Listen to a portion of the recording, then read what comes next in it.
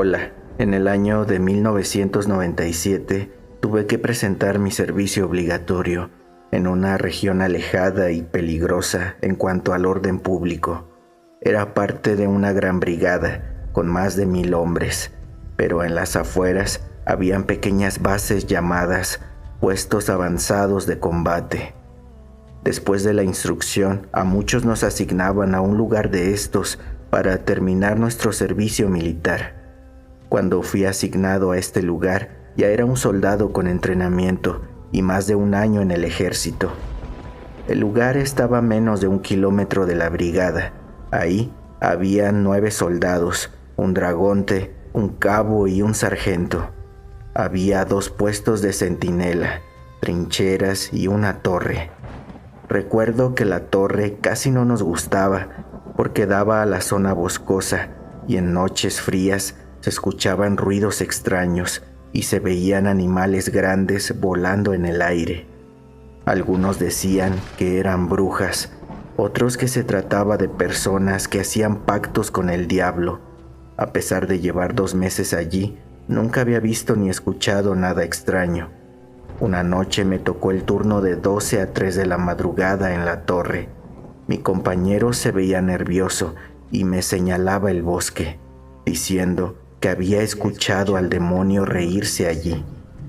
Mientras estaba en mi puesto, escuché la risa que mi compañero mencionó, pero esta vez no venía de los árboles, era algo que se acercaba directamente a mi puesto de seguridad. Así que, siguiendo el protocolo del ejército, grité fuertemente para identificarnos como un puesto militar. ¡Alto el santo! Aquellos que han presentado el servicio sabrán que es un santo y seña que cambia cada 24 horas y todos los miembros de la brigada deben conocerlo, ya que es la forma de prevenir dispararle a un compañero. Al decirlo, escuché de nuevo la risa. La primera había sido de un hombre, pero la segunda parecía de mujer, algo muy misterioso. También escuché susurros que parecían ser de un hombre y una mujer. Pensé que de verdad el enemigo nos estaba atacando y volví a gritar: ¡Alto el santo! Esta vez con una voz quebrada y asustada. Sabía que con esa voz no ahuyentaría al enemigo, pero debía seguir las normas. De repente, un fuerte ventarrón sopló y las voces de 2 personas se convirtieron en una docena o más. Nos estaban atacando, no había dudas. Quité el seguro de mi fusil y me preparé para dispararle a mi enemigo, aunque hasta ese momento no lo había visto. Estaba dispuesto a disparar cuando se abalanzaron sobre mí. Sin embargo, no eran hombres armados como pensé.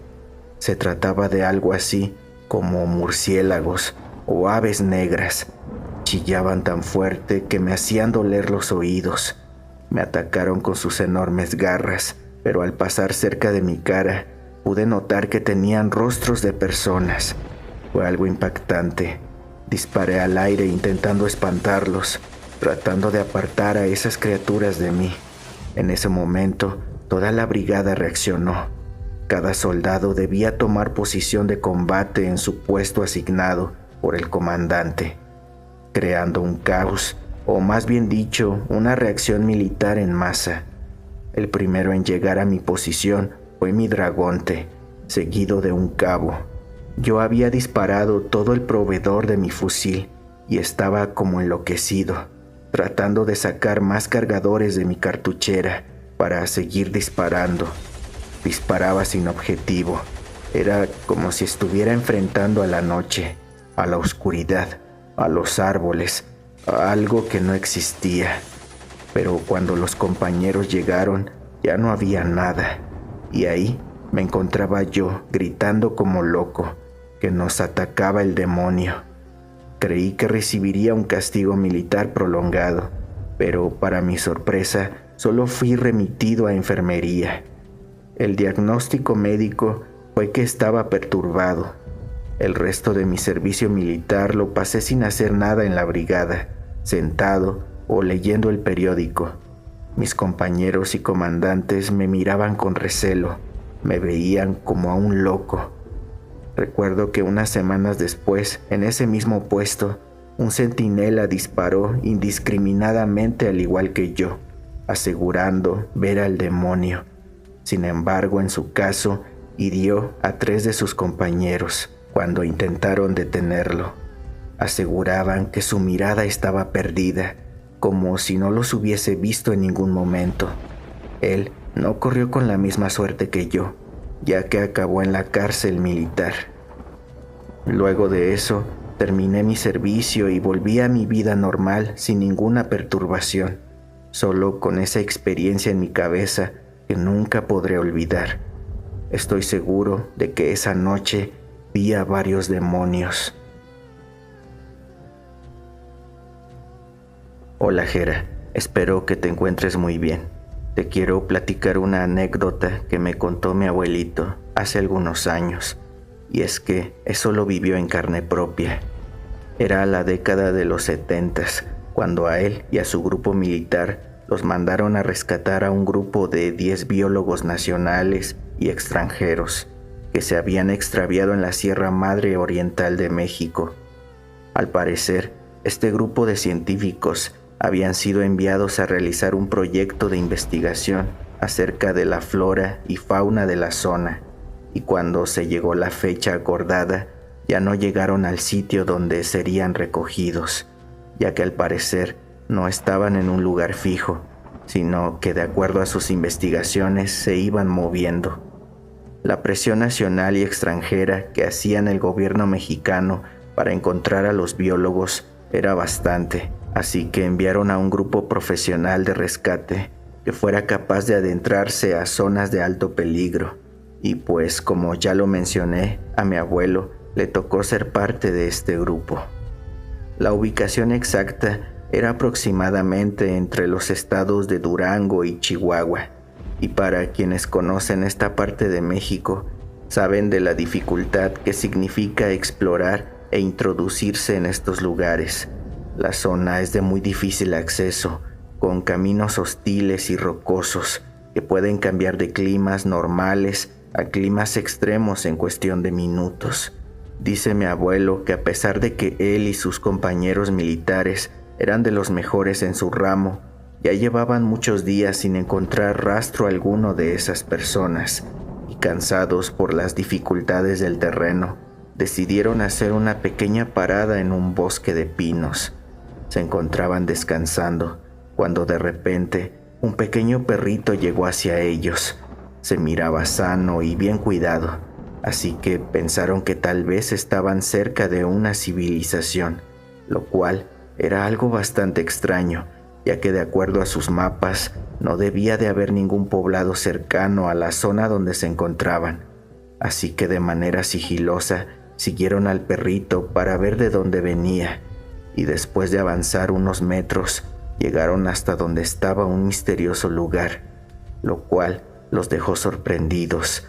Aquello parecía un pequeño pueblo, pero la mayoría de sus habitantes eran gitanos que vivían en pequeñas chozas que parecían carpas de circo. Los militares estaban impactados por todo lo que vieron en el lugar. Cientos de gitanos, al parecer provenientes de Europa, por los extraños idiomas en los que hablaban. Mi abuelo recuerda que se dedicaban a cosas extrañas y contaban con habilidades sorprendentes, en las que se incluían juegos de tarot, brujería, quiropráctica, entre muchas cosas más. Eso sí, más extraña una que otra. Hacían una serie de juegos extremos como estirarse la piel, tragar fuego y doblar sus articulaciones, algo que quizá una persona normal no podría.